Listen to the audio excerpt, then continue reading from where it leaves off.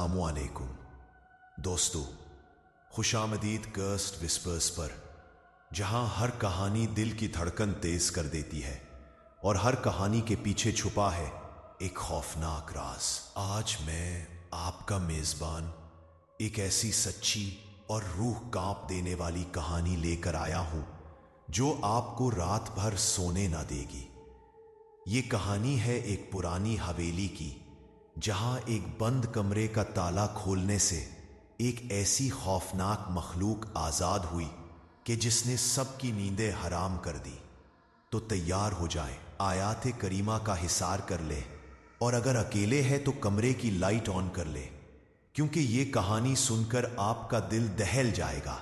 चले शुरू करते हैं आज की खौफनाक कहानी। आज आप लोगों के लिए एक बहुत रोनी कहानी लेकर आया हूं जिसे आप लोग बहुत पसंद करेंगे। कहानी शुरू करने से पहले आयात कुर्सी का हिसार कर ले, और अगर आप लोग अकेले में कहानी सुन रहे हैं तो कमरे की लाइट ऑन करके सुने, क्योंकि अक्सर खौफनाक कहानियां सुनते वक्त डर लगता है। सिलसिला शुरू करते हैं आज की कहानी का। साइमा कहती हैं कि हम लोग कराची के रहने वाले हैं और आज आपके साथ हमारी जिंदगी की एक बहुत खौफनाक कहानी शेयर करना चाहता हूं। ये आज से 17 बरस पुरानी बात है। हम लोगों ने पहली बार गांव की शादी अटेंड करनी थी। सर्दियों का मौसम था। सक्खर वाली साइड पर मेरे अब्बू के एक कजन थे, उनके वहां पर घर था। उस गांव में वो लोग रहते थे। उनके बेटे की शादी थी। वो कहते थे कि हमारे घर में पहली शादी है, आप लोगों ने जरूर आना है। हम लोगों ने आपके लिए खास इंतजाम किया है कि आप लोगों ने पहली बार गांव की शादी देखनी है। वो जानते थे कि हम लोग कभी भी गांव में नहीं गए और हमें भी बहुत शौक था कि हम गांव की शादी देखें। अब्बू ने बताया तो हम सब ने अब्बू को फोर्स किया कि हमें वो शादी देखनी है और हमें जाना है। अब्बू ने उनसे कहा कि ठीक है, मैं उन सब को लेकर आ जाऊंगा। इसके बाद हम लोग इस गांव की तरफ रवाना हो गए। सक्खर के बाद वो गांव आया। खासी मुसाफत तय करने के बाद जब हम वहां पहुंचे तो मैंने पहली बार गांव का माहौल देखा था। जैसा मेरे जहन में था वो बिल्कुल वैसा ही था। कच्चे मकान, मिट्टी के बने हुए घर, कच्ची दीवारें, कच्ची सड़कें, हर तरफ बड़े बड़े दरख्त, वो सब बहुत खूबसूरत था, शायद मेरे ख्यालों से भी ज्यादा। तभी हम लोग एक बहुत बड़े घर के पास रुके। मट्टी की एक हवेली नमा घर था। मैं उसे देखकर बहुत खुश हुआ। वो अंकल राशिद का घर था, जो मेरे अब्बू के कजन थे। वो बाहर ही खड़े थे हमें रिसीव करने के लिए। हमें देखकर मिलकर वो बहुत ज्यादा खुश हुए और उन्होंने हमारी गाड़ी एक साइड पर पार्किंग करवाई और हमें घर के अंदर ले गए। मैं उन सारी चीजों को बहुत गौर से देख रहा था। मैं, मेरे 2 भाई और अम्मी। अब्बू, मेरे भाई 1-2 बार पहले भी अब्बू के साथ इस गांव में आ चुके थे, इसलिए उनके लिए यह सब इतना हैरान कुन नहीं था जितना मेरे लिए था। सबसे मिलकर बहुत अच्छा लगा। सब बहुत अच्छे लोग थे। अभी शादी में कुछ दिन बाकी थे और अभी इतने मेहमान भी नहीं आए थे। शायद हम लोग ही वो पहले मेहमान थे, क्योंकि अगले दिन से तमाम मेहमानों ने आना था। फिर हमें एक कमरे में ले जाया गया। एक मिट्टी का बरामदा था जहां पर एक बहुत खूबसूरत कमरा था। वहां पर मिट्टी की दीवारों वाले कमरे, उनकी खिड़कियां, उसमें बिछे हुए बिस्तर, सब बहुत प्यारा था। मैं बहुत एक्साइटेड था और बहुत खुश हो रहा था। अंकल राशिद की बेटी का नाम फातिमा था। वो मेरी एज फेलो थी।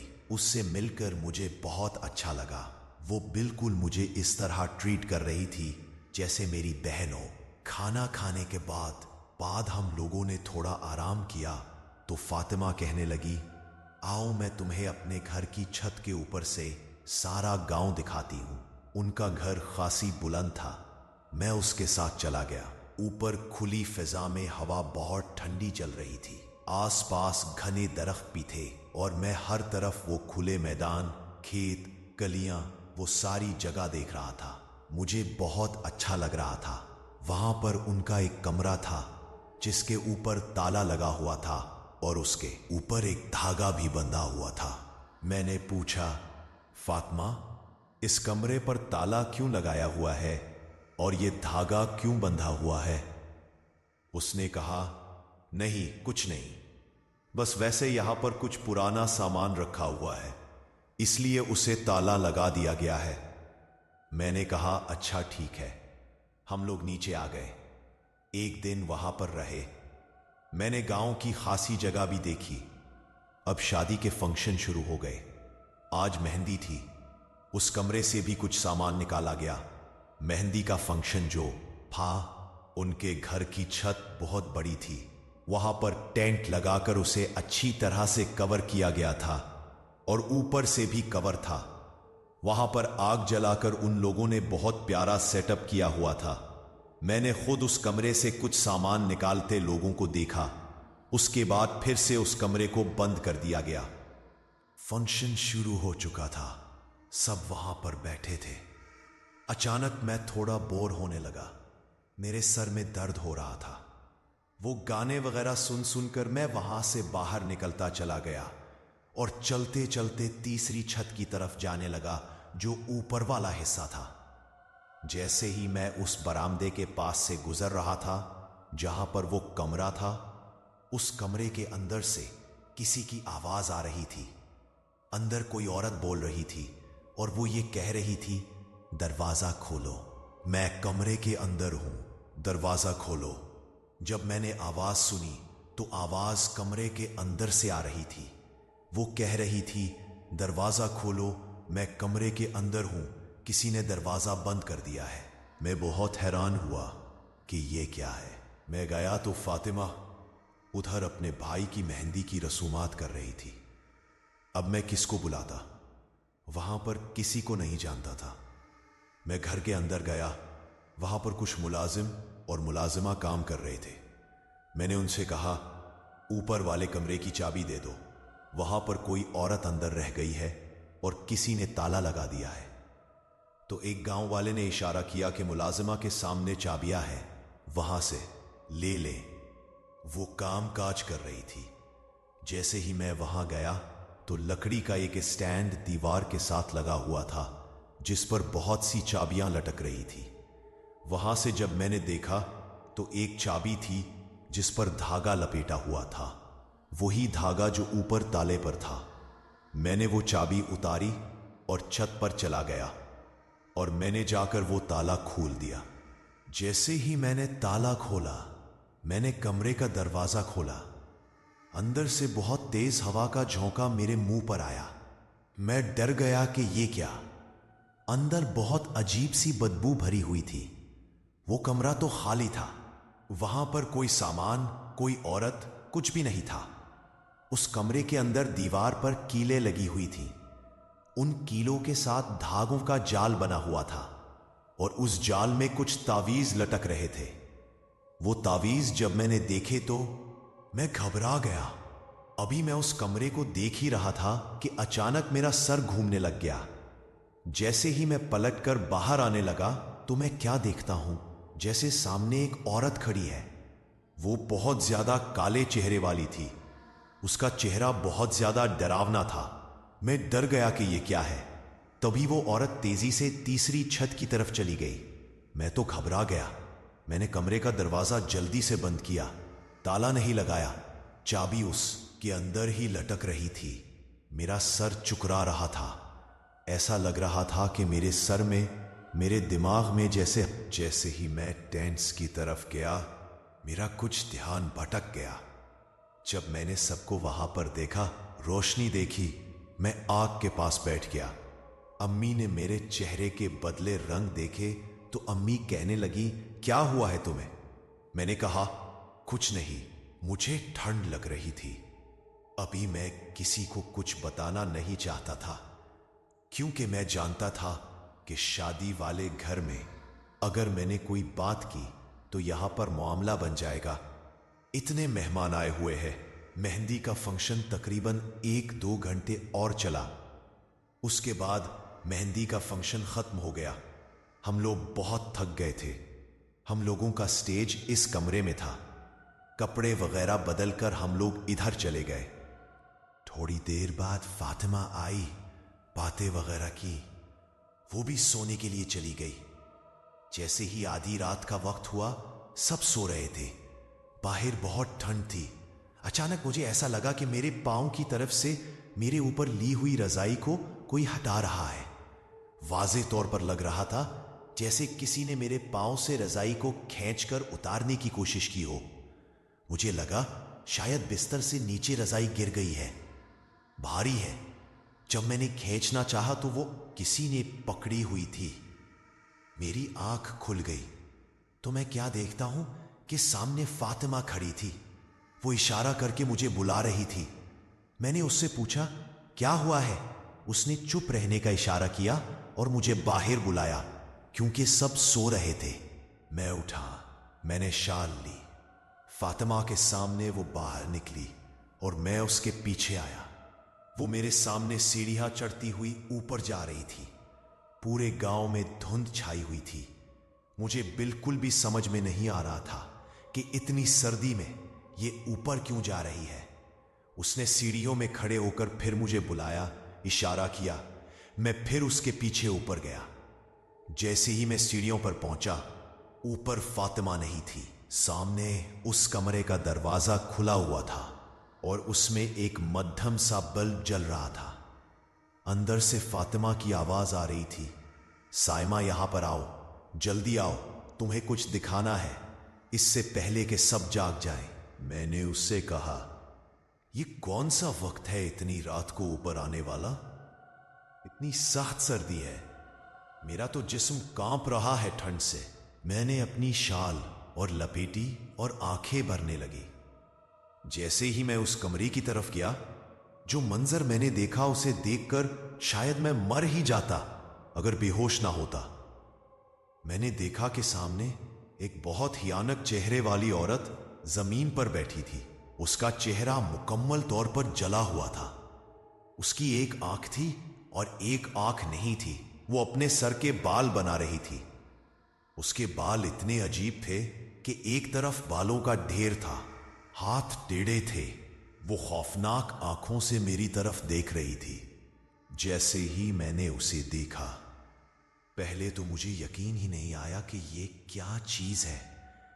वो मुझे कह रही थी, तुमने दरवाजा खोलकर मुझे निकाल दिया, आओ मैं तुम्हें कुछ भी नहीं कहूंगी।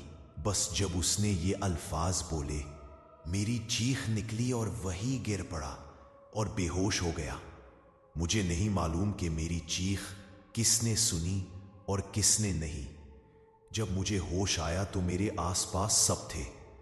मुझे ये बताया गया कि इन लोगों का एक मुलाजिम था जो ऊपर वाले हिस्से में एक कमरे में सो रहा था। जब उसने आवाजें सुनी तो उसकी आंख खुल गई। जब उसने मेरी चीख की आवाज सुनी तो वो भागा और उसने सबको जगाया। जब उन लोगों को पता चला कि मैं छत पर हूं और मैंने वो कमरा खोल दिया है, सब बहुत ज्यादा परेशान थे। अम्मी ने कहा, तुमने उस कमरे का दरवाजा क्यों खोला? मैंने उनसे कहा कि वहां से एक औरत आवाजें दे रही थी कि मुझे बाहर निकालो, और उस कमरे से कोई सामान भी निकाल रहा था। फातिमा कहने लगी, वो उस कमरे से नहीं निकाल रहे थे, वो इसके साथ वाला कमरा है जिससे सामान निकाल रहे थे। उस कमरे को तो हमने कभी खोला ही नहीं। ये कमरा पिछले 10 बरस से बंद है। यहां पर एक बहुत ही भयानक चुड़ैल कैद थी जिसने हम लोगों का जीना मुहाल किया हुआ था। हमारे घर में हर वक्त चीखों की आवाजें सुनाई देती थी। वो बहुत ही हमाक औरत हमें इस घर में रहने नहीं देती थी। जब भी आधी रात का वक्त होता था, वो हम लोगों के कमरों के दरवाजों पर दस्तक देती थी। हम लोगों के जहनों में झाड़ू लगाती थी रात के वक्त और हमें आवाजें देती थी। जब भी वो ऐसा करती थी, हम में से कोई ना कोई बीमार हो जाता था या हम लोगों का कोई नुकसान हो जाता था। फिर एक बहुत बड़े आलिम ने बताया कि उसका बसेरा ऊपर वाले कमरे में है। वहां पर उसने 1-2 बार मेरे भाई को भी डराया था। भाई ऊपर वाले हिस्से में सो रहे थे तो ये भाई के कमरे में आकर बैठ जाती थी। बहुत बीमार रहने लग गए थे। जब गौर करते थे तो वो गायब हो जाती थी। फिर उन बुजुर्ग ने निशानदही की थी उस कमरे की। वहां पर अमल करके उसे कैद किया गया था और तुमने उस कमरे का दरवाजा खोल दिया। इसीलिए उसके ताले और चाबी पर धागा था कि कोई भी उसे ना खोले। फातिमा कहने लगी, अब उसने तुम्हें देख लिया है, इसलिए वो तुम्हारे पीछे है। अम्मी, मुझे बहुत डर लग रहा है। मुझे नहीं पता था कि उस कमरे को खोलना भी है या नहीं। फातिमा, मैंने तुमसे पूछा था ना कि उस कमरे पर ताला क्यों लगाया हुआ है, तो मुझे उसी वक्त बता देती। अगर मैं तुम्हें बता देती तो शायद तुम तजस्सुस में उसे खोलने की कोशिश करती या अंदर झांकने की कोशिश करती। वो नाबिल ने कहा था कि जब भी किसी ने उसका ताला खोल दिया तो ये आजाद हो जाएगी और दूसरी बार उसे कैद करना इतना आसान नहीं होगा। हम लोग अभी सब जा ही रहे थे। मेरा जिस्म कांप रहा था। मैं खौफ से बहुत बुरे हाल में था। तभी ऐसा लग रहा था जैसे छत पर कोई भाग रहा है। सब बहुत ज्यादा डर गए। अंकल राशिद, उनकी बीवी, बच्चे सब बहुत ज्यादा परेशान थे। अम्मी भी बहुत परेशान थी और मुझे डांट रही थी। तुमने किसी को बुलाना चाहिए था, तुम्हें दरवाजा नहीं खोलना चाहिए था। साइमा, उसके बाद मेरी हालत बहुत अजीब होने लग गई। अचानक मुझे शदीद गुस्सा आ गया और मैं अम्मी से भी लड़ने लग गया और उन सब से लड़ने लग गया और उनसे कहने लग गया कि मुझे बाहर जाना है। मुझे यहां गर्मी लग रही है, मुझे बाहर जाने दे। यहां पर सब है, मुझे नींद आई है, आप सब यहां से बाहर चले जाएं। मेरे ऊपर इस चीज का असर हो रहा था। अंकल राशिद और उनकी बीवी कहने लगे, इसके ऊपर जल्दी से पढ़ाई करो, उसके ऊपर वो चीज हावी हो रही है और अगर वो उस पर हावी हो गई तो फिर इतनी आसानी से उसे छोड़ेगी नहीं। शादी वाला घर था और भी मेहमान आए हुए थे, लेकिन वो दूसरे कमरों में सो रहे थे। घर खासी बड़ी हवेली नमा था, इसलिए भी बाकी मेहमानों को पता नहीं चला था। अंकल राशिद बेचारे ऊपर भागे और उन्होंने जाकर उस कमरे का ताला दोबारा लगा दिया। वो बहुत ज्यादा डरे हुए थे। जैसे ही वो कमरे का ताला लगाकर आए, मुझे ऐसा लगा कि कोई चीज मेरे से पीछे हटी है। मैं रोने लग गया। पा पा मैं रोने लग गया। अगली सुबह मुझे बहुत सा बुखार था। आज उन लोगों ने बारात लेकर जानी थी। ना अम्मी बारात के साथ गईं और ना ही मैं। वो सब लोग चले गए। मेरे अब्बू और भाई भी चले गए। हम लोग पीछे थे। हमारे पास कुछ मुलाजमा थी और एक तो बुजुर्ग औरतें। मैं कमरे में मेडिसिन लेकर सो रहा था। अम्मी मेरे पास ही बैठी थी। उनकी आंख लग गई। तभी वो कमरे में दोबारा आई। उसने मुझे आकर जगाया और कहने लगी, तो आओ, मैं तुम्हें लेने आई हूं, मैं तुम्हें अपने साथ ले जाऊंगी। जब उसने मुझे देखा और मेरी नजर उस पर पड़ी, वो इतनी खौफनाक थी, इतनी हियानक थी। मैंने उसे बहुत करीब से देखा। मेरी चीखें मेरे हलक में अटक गई थी। मैं कांप रहा था। पता नहीं कैसे मेरे गले से चीख निकली और मैंने अम्मी को आवाज दी। अम्मी फौरन से जागीं तो वो कमरे से गायब हो गई। अम्मी ने लाइट जलाई। कुरान पाक मेरे पास रखा था। मैंने अम्मी से कहा, मुझे वो चीज फिर नजर आ रही है, मुझे बचा ले, वो मुझे मार देगी। जैसे ही शाम को वो लोग बारात लेकर वापस आए, अम्मी ने अब्बू को बताया। अंकल राशिद ने कहा कि यहां पर एक बुजुर्ग है, उनके पास चलते हैं। अभी मेहमान खासी ज्यादा है, सब मसरूफ है, इसे लेकर उनके पास चलते हैं। इतनी सख्त सर्दी में वो लोग मुझे लेकर एक बुजुर्ग के पास गए।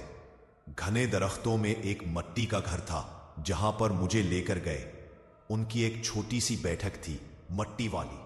वहां पर वो बुजुर्ग चारपाई पर बैठे हुए थे और उनके पास कोयले चलकर रखे गए थे। बैठक वाली जगह खासी गर्म थी। मुझे वहां पर लेकर गए। उन कोयलों को देखकर मैंने चीखें मारना शुरू कर दी। पता नहीं मुझे उनसे डर क्यों लग रहा था। मुझे ऐसा लग रहा था कि वो सारे अंगारे मेरे ऊपर गिर जाएंगे। और अमर अजीब था। उन बुजुर्ग ने कहा, कुछ नहीं होता, इसे अंदर ले आओ। पर मैं डरते डरते एक कोने में बैठ गया। उन्होंने पढ़ाई की और कहा कि अल्लाह का शुक्र है कि अभी वो उसके ऊपर हावी नहीं हुई, उसके जिस्म में नहीं आई। वो कोशिश कर रही है उसके करीब आने की, उसके जिस्म में आने की। उसके पास कोई ऐसी चीज है जिसने उसे बचाया हुआ है। मैंने शुरू से गले में अल्लाह के नाम वाला लॉकेट पहना हुआ था। उस लॉकेट ने मुझे बचा लिया, जो उसके जिस्म में उतर नहीं रही थी, मेरे जिस्म के अंदर नहीं आ पा रही थी। तभी तो वो मुझे बार बार बुला रही थी। उन बुजुर्ग ने दम किया, पढ़ाई की और एक तावीज़ मुझे दे दिया और कहा कि लड़के को कल यहां से ले जाए और वो जो कमरा है उसे बंद कर दे, दोबारा उस कमरे को कोई ना खोले। वो यहां से निकल चुकी है, आपके घर में नहीं रहे सकती, क्योंकि आपके घर में हिफाजत का तावीज़ है। वो वहां से चली जाएगी। अब वो किसी और को अपना निशाना बनाएगी। जो कोई भी उसे मिल गया उस लड़के के करीब भी नहीं आएगी। लेकिन अब वो गांव में आजाद है। अंकल राशिद लोग मुझे वहां से ले आए। अगले दिन हम लोगों ने वापस आना था। दोपहर में ही वलीमे का फंक्शन हो गया था। कुछ मेहमान चले गए और कुछ मौजूद थे। मुझे अभी भी बुखार था, मेरी हालत बहुत खराब थी। मैं सबसे ज्यादा शर्मिंदा था, लेकिन मुझे पता नहीं था कि यह सब कैसे हो गया। जब से मैंने गले में तावीज़ पहना था, मेरी हालत कुछ बेहतर थी। वो खौफ और वो अजीब सी कैफियत अब नहीं हो रही थी, ना ही गुस्सा आ रहा था। फिर वो वहां से वापस आ गए। मैंने तौबा कर ली कि मैं कभी भी उस गांव में वापस नहीं जाऊंगा। कुछ अरसे के बाद, तकरीबन 10-15 दिन के बाद, मेरी हालत कुछ नॉर्मल होना शुरू हुई, वरना मैं सो नहीं सकता था। मुझे डरावने ख्वाब आते थे और मैं अपने आप को उसी कमरे में देखता था। मैंने हर वक्त वजू में रहना शुरू कर दिया, 5 वक्त की नमाज शुरू कर दी, कुरान पाक पढ़ना शुरू कर दिया। जब जाकर वो चीज मुकम्मल तौर पर मेरे से पीछे हुई। अंकल राशिद का फोन आया था। वो बता रहे थे कि गांव में अक्सर लोग शिकायत करते हैं कि एक खौफनाक औरत हमें नजर आती है। उसे बहुत बार गांव के एक वीरान कुएं के करीब देखा गया। और अंकल राशिद ये भी बता रहे थे कि गांव में एक बहुत बड़े आबरी बुजुर्ग हैं, जिनका ये कहना है कि वो उसे हमेशा के लिए उसी कुएं में कैद कर देंगे। ये कहानी थी उस पुराने गांव की जहां पर हम लोग वो शादी अटेंड करने गए और मेरे से इतनी बड़ी गलती हो गई कि मेरी वजह से वहां से वो मखलूक आजाद हो गई और फिर उसने मुझे बहुत डराया। मैं सोचता हूं कि जो वो चीज उनके घर में मौजूद थी, वो लोग वहां पर कैसे रहते होंगे। मैंने उसे अपनी जिंदगी में 2 बार लाइव देखा। वो इतनी बहुत भयानक चीज थी और अभी भी वो अपने असली रूप में नहीं थी। अभी भी वो उस रूप में थी जिसमें वो अपना आप जाहिर कर सकती है। बहुत बहुत कसीर उन तर बीमारे है। ये मेरी एक कहानी थी। अब मैं ठीक हूं, लेकिन कभी कभी बहुत डर जाता हूं। आप लोगों से यही कहूंगा कि आप लोग कहीं भी किसी नई जगह पर जाएं तो खुद से कुछ भी करने से पहले किसी से पूछ लें। हम लोग नहीं जानते कि कहीं पर क्या कुछ हो सकता है। बहुत शुक्रिया साइमा, आपकी ये बात बिल्कुल ठीक है। किसी भी नई जगह पर जाकर खुद से किसी की चीज को नहीं छेड़ना चाहिए और ना ही कुछ ऐसा काम करना चाहिए जिससे कोई भी मुसीबत आपके लिए या किसी और के लिए खड़ी हो सके। ये थी आज की खौफनाक कहानी। उम्मीद करता हूं कि आप लोगों को पसंद आई होगी। अपना फीडबैक मुझे जरूर दें। जो लोग चैनल को विजिट कर रहे हैं, अभी तक सब्सक्राइब नहीं किया तो मेरे चैनल कर्स्ड विस्पर्स को जरूर सब्सक्राइब करें। आप लोग भी अपनी हॉरर स्टोरी शेयर कर सकते हैं डिस्क्रिप्शन बॉक्स में दिए गए ईमेल आईडी पर। इसके अलावा आप लोग मुझे कमेंट बॉक्स में भी स्टोरी शेयर कर सकते हैं। आप सब लोग अपना बहुत ख्याल रखें और मेरे चैनल पर विंटर स्पेशल स्टोरीज भी शुरू हैं। इंशाल्लाह फिर मुलाकात होगी। Thank you for listening my stories. Stay tune. अल्लाह हाफिज। अंधेरों ने फिर सांस ली है, खामोश दीवारी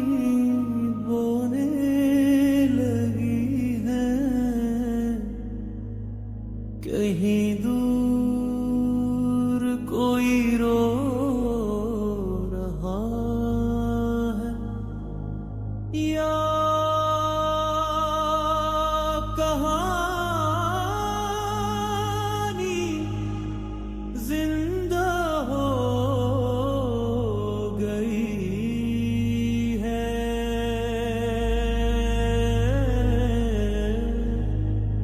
ये है Cursed Whispers, जहां खौफ हकीकत बन जाए।